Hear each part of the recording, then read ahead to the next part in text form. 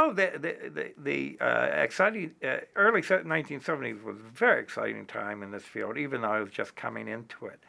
I think a couple of things were happening. Uh, Many of us at the Center on Human Policy, especially students or recent PhDs, came out of the 1960s and were committed to civil rights. Were involved in anti-war movements. And for people like Doug Bicklin, Bob Bogdan, myself, and some others, it just struck us. This is the next civil rights movement. And that's the way I always saw this from the start. And the idealism that we had in the late 60s, early 70s about making the world a better place just seemed natural with this area of disability. That was one exciting thing. The other thing that was exciting about it is that there were new movements growing. You know, the parent movement, okay, that really didn't start at all until 1950. And it really wasn't until the 1960s. And it became known that President Kennedy, JFK, had a sister with mental retardation, and Eunice Shriver, you know, was very vocal in talking about that. That made it easy for parents who had been stigmatized themselves to come out and to admit they had a child with mental retardation and to say, we're not going to accept traditional practices. We're not going to accept warehousing. We're not going to accept school exclusion. So the parents movement was developing. The other thing that I was aware of very early on, and although people in the field of mental retardation, as it was called, historically have been separated from people with physical and other disabilities, I started hearing about the Independent Living Center movement and people like Ed Roberts, who were demanding rights for people with physical disabilities. And the concept of independent living, yes, it's very, very different from normalization, but it was a new way of thinking, and it challenged traditional practices. So, anyway, you had the optimism of many people who had come out of the 1960s. You had some new movements developing. And I feel I was fortunate to be in Syracuse because there was Burton Blatt. I was very fortunate. I mean, I felt for someone coming into this field in the 1970s, I was at the right place. Yeah, Burton Blatt, okay, who was really one of the first professionals in the field to speak out publicly about the horrors of institutions. And as Bert said many times, he talked about it was a dirty little secret of professionals and researchers. They kind of knew that the conditions were bad, but they didn't do anything about it. They accepted it. Blatt was one of the first to challenge institutions, and he had created this place called the Center on Human Policy. Yes, to do some research, to do some policy analysis, but also to do advocacy, to try to change conditions. So Blatt was here. Thomas Zaz, a very well-known psychiatrist who started writing in the 1960s and beyond, questioning the concept of mental illness. And Zaz, wrote books like the myth of mental illness that challenged the psychiatric profession's definition of mental illness and involuntary treatment coercion of people who were defined as mentally ill. Zaz was in Syracuse, and Zaz he's 90 years old now. The guy still publishes books. I mean, on critique of the medical profession and the psychiatric professions. Very early on, I went to a public lecture sponsored by the Center on Human Policy that invited Zaz.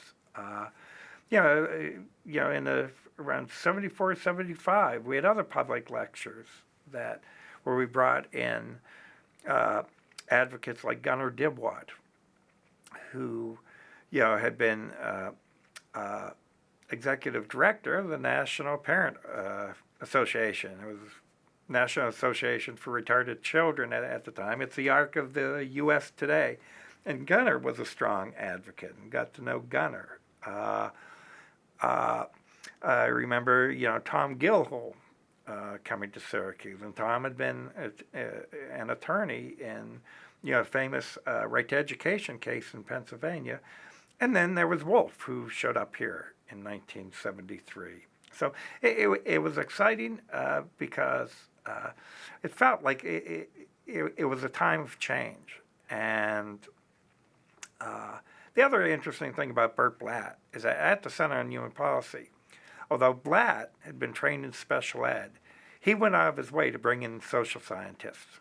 He thought the field of special education, the field of mental retardation, needed the perspectives of people from outside the field. So, and it was a time of hope. So, not everybody agrees on everything in disability studies. My identity is as a non-disabled person. There are debates about whether I fit in disability studies. And I don't resent those debates. Yeah, I think every group and every social movement and every a scholarly discipline devoted to people who have a certain identity has to go through the process of discussing who fits, who doesn't. The civil rights movement, went through that. Early on, a lot of the leaders of the civil rights movement were European Americans, exclusively so. And so there were debates about what's the role of committed white people in the civil rights movement. Civil rights movement has to struggle with that. The women's movement had to struggle with that. And it's natural that disability studies and the disability rights movement has to struggle with that. The answer to the question of whether or not non-disabled people should be part of disability studies, that's not a question I can answer. I can only be me, and I think generally people have concluded that whether or not you have a disability, it really is less important than whether you respect the disability experience and the voices of people with disabilities. And it's not up to me to tell anybody how to lead her or his life. I don't do that with people with disabilities. I support them making that choice. Look, the history of institutions in America, mental hospitals, and other institutions, has been a history of exposés and reforms. It goes back to Dorothea Dix in the 1840s, who exposed poorhouses and almshouses that had a large number of, quote, insane and idiotic people. Dix is a fascinating person. She gave a major address before the legislature of Massachusetts around 1843, I think it was. And this was at a time when women did not speak in public to begin with. Then in 1950, she gave an address before the U.S. Congress. Now, ironically, and she brought all this attention to the squalid conditions in the poorhouse. Her solution was the special institution, the mental hospital, or what later specialized, quote, asylums for idiots. And I remember, historian David Rothman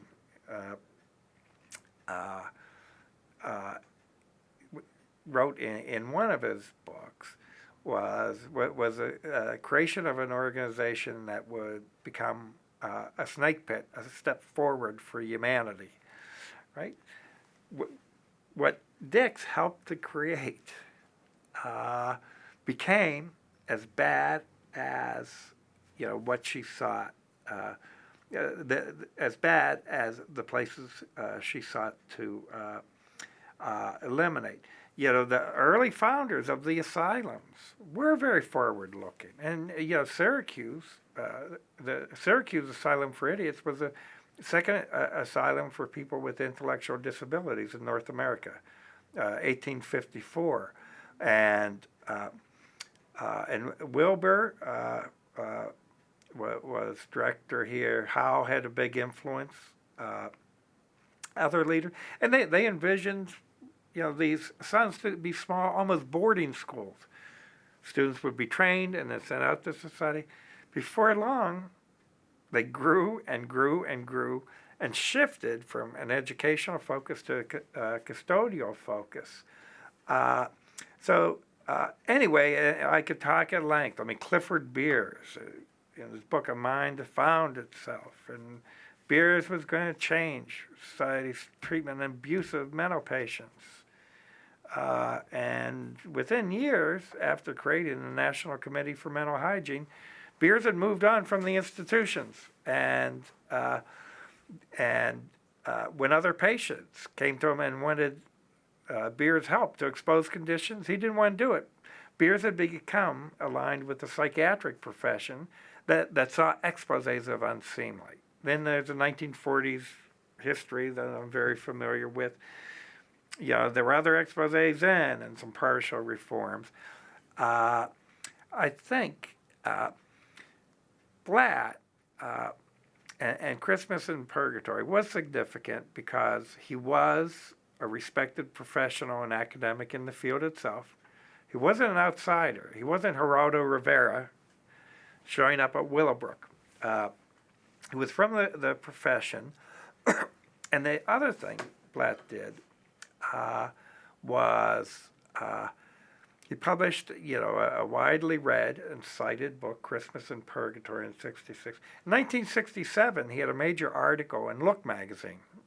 And back in those days, Look and Life and Saturday Evening Post, just about, people read, and there wasn't the internet, and there wasn't cable TV, and people didn't Twitter, and there weren't websites. Many people got their information from these national news magazines. And within professions, exposés have always been seen as unseemly. You don't air your dirty laundry in public. So, I think that was one of Blatt's achievements. One of the ironic things about Blatt was, and in Christmas in Purgatory is very clear, Blatt thought the institutions could be reformed when he wrote Christmas in Purgatory. And he pointed to Seaside Regional Center, a small place that happened to be run by a close friend of his, Fred Finn, who, Bert respected, and Finn, thought the residents should be educated, there should be programs. But it was still an institution. It took Bert really until the 70s to give up on the notion of reforming institutions. Wolf was ahead of Bert, clearly ahead of Bert in that regard, and Gunnar did was too. And with Blatt, it really wasn't until his 1979 book, The Family Papers, where he very clearly stated that he had been naive to believe that the institutions could be reformed. And in his book, The Family Paper, he went back to some of the same institutions and other places, photographed conditions, and as he wrote in the book, as you can see, everything has changed. As you can see, nothing has changed, and we must evacuate the institutions for the mentally retarded. Anyway, Wolf was clearly ahead of Bert in concluding that the institutions could not be salvaged, that we needed just a totally new philosophy and approach, normalization. I'll try to make a long story short. about 5 or 6 years ago, I came across a very interesting book published in 1947. It was called Out of Sight, Out of Mind. It was published by an organization called the National Mental Health Foundation. And the book had narrative accounts of abuse of patients in mental hospitals, also training schools, but it really focused on the mental hospitals for people with psychiatric disabilities. Had photographs of terrible conditions at the institutions. And I've studied the history of this field of intellectual developmental disabilities, mental hospitals. I know that history. I was vaguely aware that some conscientious objectors had performed service at state mental hospitals and training schools during World War II as an alternative to serving in the military. But I had never heard of this National Mental Health Foundation, and the book was very interesting. It mentioned a couple times in passing that a lot of the narratives and accounts had been written by conscientious objectors, but that was really in passing. The foreword to the book was written by a former U.S. Supreme Court Justice. When you looked at the National Board of Sponsors of the organization, there was Eleanor Roosevelt, there was Pearl Buck, well-known author, Helen Hayes, actress, Mrs. Harry Truman, incredible, Claude Pepper, very well-known. He was actually a member of the Senate at that time, and later a member of the House of Representatives. Anyway, I saw this. I said, why don't I know this history? And so that led me to look deeper into it, and I learned about some 3,000 conscientious objectors who, during the war, did volunteer service. And I put volunteer in quotes. I mean, they had to perform alternative public service. They weren't paid. They did service at state mental hospitals and state training schools in America. And here, young men, most of them had no exposure to disability at all, no exposure to mental health. They went to these places. The institutions were atrocious. That whatever abuses I had learned about in the 1960s, when I read accounts of conditions, even I was shocked by it. For example, a mental hospital, Philadelphia State Hospital, city of brotherly love, right? Relatively progressive northeastern state. Philadelphia State Hospital had what they called an incontinent ward for 350 people. 350. When I started going to institutions, I saw wards for 120 people. It was incredibly crowded. I couldn't imagine. And they had a violent ward with similar number of people. In the, quote, incontinent ward, as I came across photos of it, the majority of the men there were naked. The staffing had been the staff at the time had been devastated by the war. The draft took a lot of men away. Then both men and women who were not of draft age went on to higher paying defense industry jobs. The attendants who were left were very often transients. People showed up drunk. Numerous accounts of this. And there were maybe at most 1 to 3 attendants on duty for 350 severely disabled people. And so the conscientious objectors walked into the situation, and they were appalled. A lot of the regular attendants beat people, and I came across photographs of clubs and rubber hoses filled with buckshot. That's how the regular attendants disciplined the residents.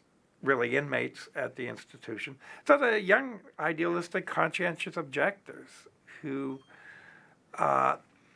were conscientious objectors because they felt that they could not harm another human being. They were thrust into the situation, appalled by the conditions.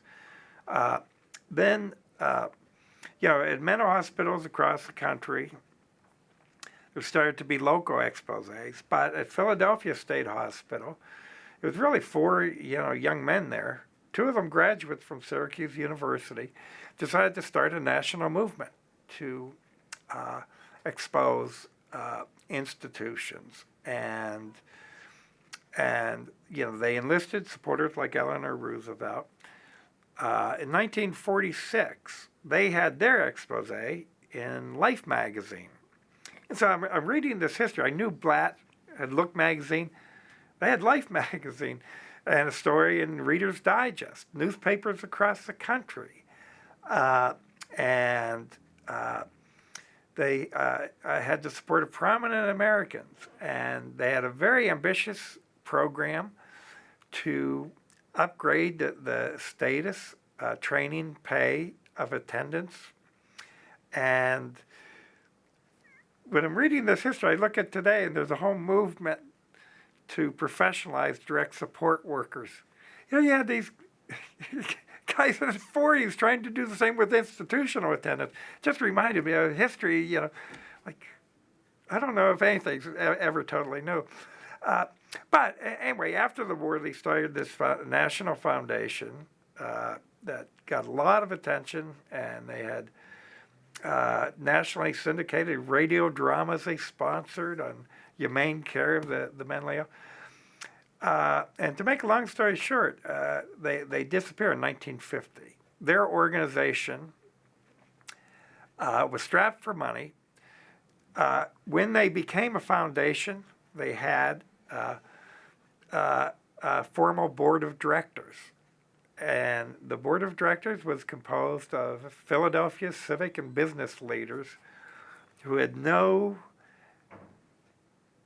understanding of what the institutions had been like. And the board led them into a merger with the National Committee for Mental Hygiene that had started by Clifford Beers and had turned its back on the institutions for decades, and the fundraising arm of the American Psychiatric Association, that again had always ignored the conditions. I've tried to. So I've asked myself a lot of questions. And why do I know about this history? Well, it's because this group kind of disappeared from professional and public memory because it essentially was co-opted by established organizations. And I think about that a lot when I think of the movements I support, and the vulnerability of self-advocacy organizations for co-optation. That was one thing. They also they did not have an alternative philosophy, and that was a difference from 60s, 70s, where you had normalization. So these, young at that time, former conscientious objectors, they thought by getting more funds for institutions, better training, and pay for attendance, that would solve the problem. And it didn't. And before long, the institutions became out of sight, out of mind. And then the final thing, and I think they're in critical lessons of this for today, they had no constituency. During World War II, the conscientious objectors at the different institutions, they communicated with themselves regularly. But once the war was over, most of the conscientious objectors went back to society, and the ones who remained in the reform movement never thought to organize a natural constituency, family members and ex-patients. So there are lessons there for today. And that's a difference, too, from the reform movement that started late 60s, 70s. That first, it was independent living, people with physical disabilities. And, eventually the Deaf Now movement. And then the self-advocacy movement that was just getting underway in the 70s really took off in the 80s and 90s. So, and I'll say this tongue in cheek, my mild disagreement with Amy and some others at Minnesota, you can't call them professionals when you pay them $9 an hour and very few benefits. And when they have turnover rates of 70% a year nationally, that I support and applaud the notion to increase their status, but their pay has to be increased and benefits. And I know a lot of my wife works in human services, so I know how much she makes. I know so many dedicated people who have hung in there. And see, New York State, we have a weird system anyway, because our community service system is a jointly run state-operated community services and voluntary operated. State-operated workers get very good salary and benefits. In the voluntary sector, pay is a big issue, benefits is a big issue. First of all, I do believe in the importance and dignity of work with people with disabilities, supporting people with disabilities. I think the fact that we can pay so many workers so little and offer so few benefits, reflects to some extent our valuation or devaluation of the people who are being supported. When it comes from the vantage point of quality of services, you cannot have quality services when you have these incredibly high turnover rates. I know so many people with especially intellectual disabilities. In the course of the year, they have so many people coming in and out of their lives. There's no stability in the people who support them. I think turnover is really an incredibly important problem to address. Unlike a lot of people in the field, especially human service professionals and agency administrators, I'd like to find a common ground with certain unions, not all. I've had numerous conversations with SEIU, SEIU. Okay, I'm blocking on camera. So Service Employees International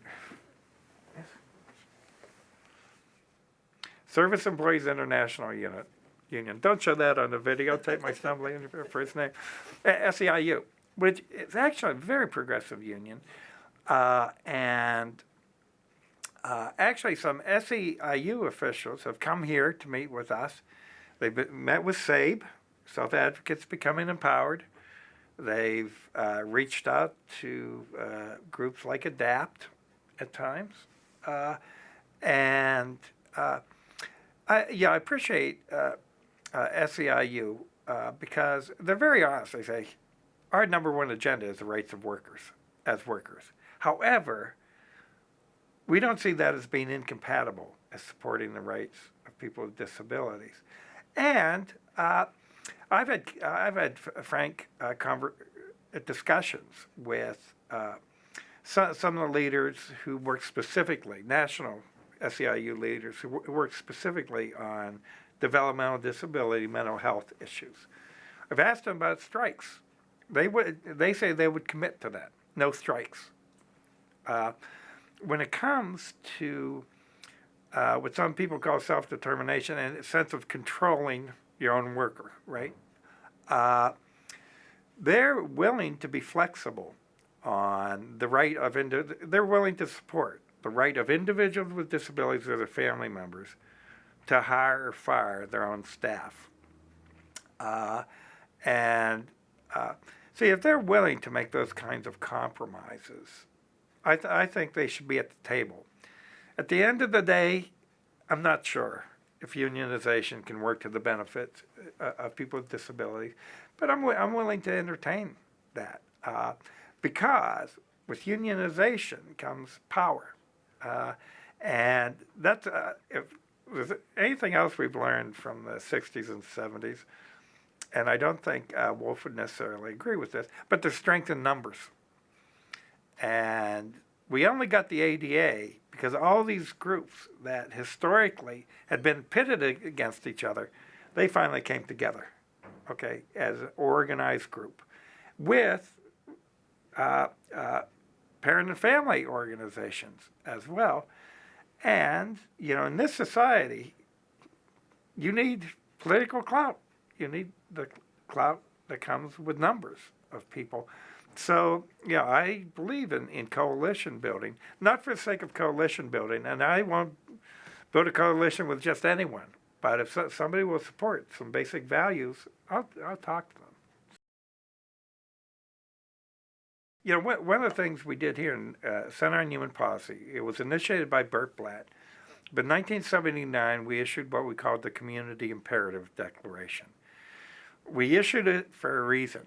There was a backlash against deinstitutionalization, normalization by professionals. Group homes were being started. They were firebombed in Staten Island. So there was this tremendous backlash and union backlash of public employee unions at the institutions were running PR campaigns saying deinstitutionalization is a cruel excuse for states to cut funding for the most needy citizens. So we issued this Community Imperative Declaration that supported the rights of all people with disabilities, and we singled out people with mental retardation. All people are entitled to community living. And actually, Wolfensberger was part of, I remember the discussion, Wolf was part of the discussions. Wolf is generally not one to join others in joint position statements. Wolf did sign on to the Community Imperative. We reissued that in 2000, because there was still backlash to all of these good things, deinstitutionalization and inclusion around that time. SEIU International has endorsed the Community Imperative, which is a tremendous step forward, given a lot of their locals organized nursing home workers, and which are comparable to the institutions, and that was a big step forward, and a couple of their state chapters have endorsed that. And I've said, okay, if you're willing to, show solidarity with these values, I'll talk to you. So, yeah. Yeah. Years ago, parents of children with what we call intellectual disabilities basically had two choices, okay? They could institutionalize their children or keep them home without any support. And prior to 1975, often even without a school program, okay? Those were the only two options. There wasn't family support services, respite, or home workers, or other things that are available today, although still not, it's the services aren't adequate, but they're present today. And so they had these two choices: no support or institutionalize.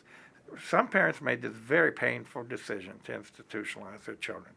And I have heard countless reports from parents who had, say, an infant with Down syndrome.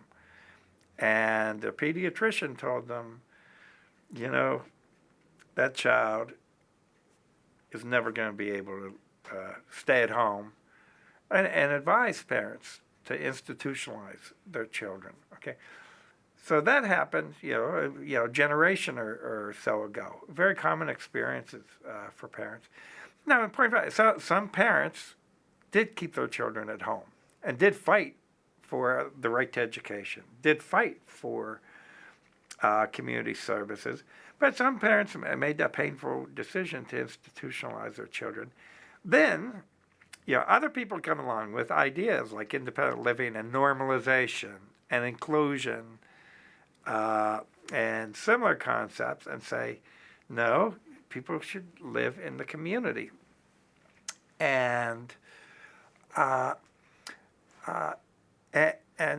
I found, not all, but mainly those people who made that often painful decision to institutionalize their children, have never reconciled that decision in their own mind. They've never come to peace with it totally, and almost in defense of what they did, they support the institution, and they I don't think it's too harsh to say rationalize the decision they made. Now, I don't judge parents. I don't judge any parent. I mean, there are some parents who have murdered their children with disabilities. Yes, I'll judge that. But I don't judge the difficult choices another human being makes in a situation when I don't know what their situations were. So many of those parents I found are not only have their own qualms about decisions they made, they're terrified of the community. There's something about institutions, a physical building, that gives security to many parents and other family members. And if they don't have that building, they're concerned about what's going to happen, especially after they're gone. And to some extent, I don't necessarily disagree with some of the skepticism about how vulnerable certain community services are. In lean budget times, it's the community service, especially the most community services are the services that are cut. So anyway, the group Voice of the Retarded was formed by primarily parents, but other family members who had placed their sons and daughters in institutions, and I've never been able to obtain information on their numbers or how they're funded. I think it's pretty widely understood that they get support from unions that have workers at institutions, maybe larger private institutions. Although, that's my suspicion. That's what most people think. I don't know if that's necessarily an important issue. Anyway, Voice of the Retarded, as much as it's so out of line with all the other trends, ranging from normalization to self-advocacy, which are very different concepts that the parents have really organized to, in my mind, turn back you can't take this, just turn back the hands of time. Anyway, VOR, they're really they represent a minority view in terms. It's not only groups like self-advocates becoming empowered and some other more self-advocacy groups that endorse community living for all. The American Association on Intellectual and Developmental Disabilities endorses community for all. That organization was started in the late 1800s as the Organization of Superintendents of Asylums for Idiots. Okay, that organization supports inclusion. The ARC of the United States, the major parent association, endorses community for all. So and so forth. VOR is a very small organization, but they have an incredible amount of influence given their small size. And one of the interesting things about VOR, and this happened generally in the field, is that they've co-opted a lot of our language. See, VOR says, we believe in choice. Why don't you inclusion zealots believe in choice? And they'll say to other parents, okay, if you want that, if you want the community for your son or daughter, fine, respect my choice. And so they've taken a concept that a lot of us have promoted to support the autonomy and decision making of people with disabilities, and said basically the family member can have the right to make choices about institutionalizing their sons and daughters.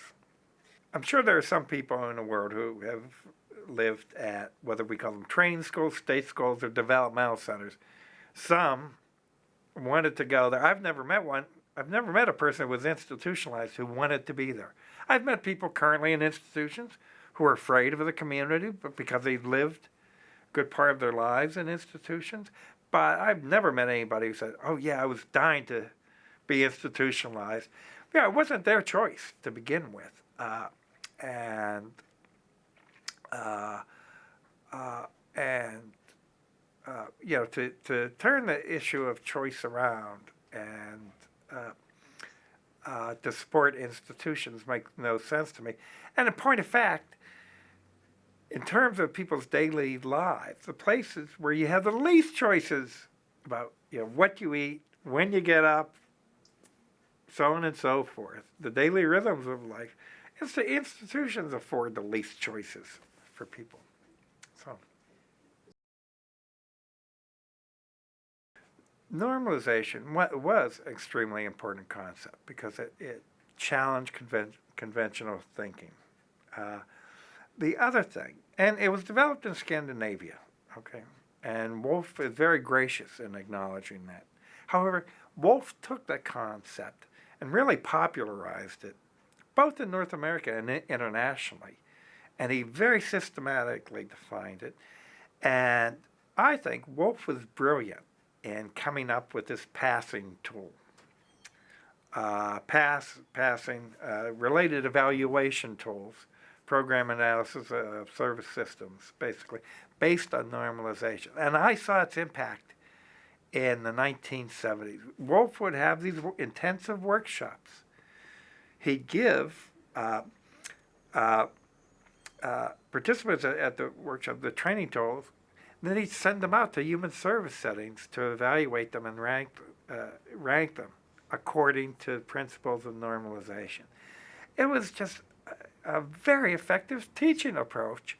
So people aren't just hearing lectures and learning about the philosophy, but by virtue of going out and having to evaluate with Wolf's very structured checklist. I mean, with Wolf, that's been something very effective at developing checklists. People internalized that concept. And here in Syracuse, I mean, normalization was never controversial here in Syracuse because Wolf had reached people who worked at the institution, worked elsewhere.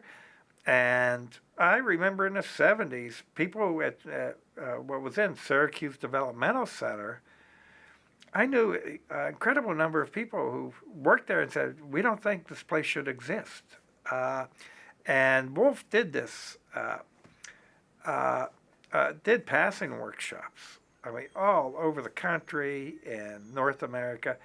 And it was just a very effective way to teach the concept. I continue to invite Wolf to come to my classes and to lecture. And even 2 weeks ago, I had him come and lecture my class on the history of normalization and social role valorization.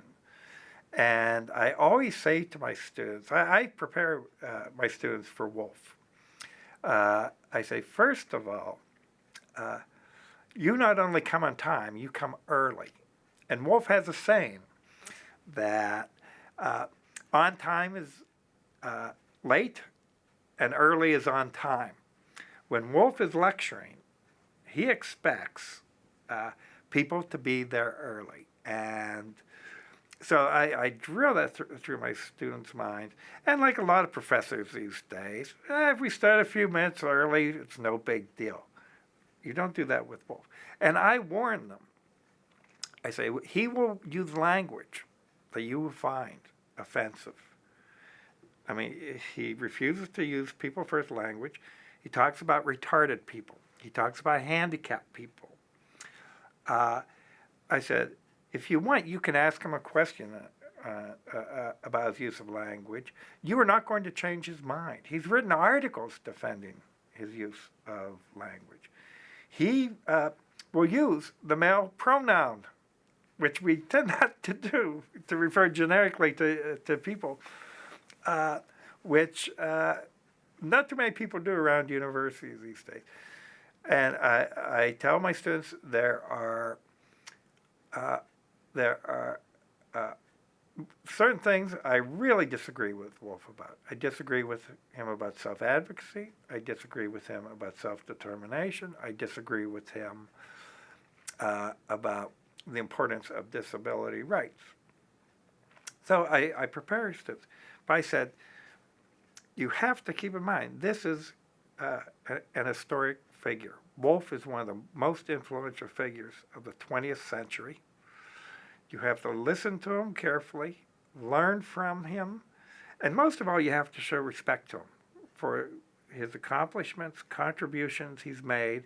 The world is a better place today because of Wolfensberger. And I found generally my students do listen to him, and they appreciate the opportunity to hear from somebody who's been so much a part of this important history of especially developmental disabilities. So, I did that. That's well said. That's well said. Good.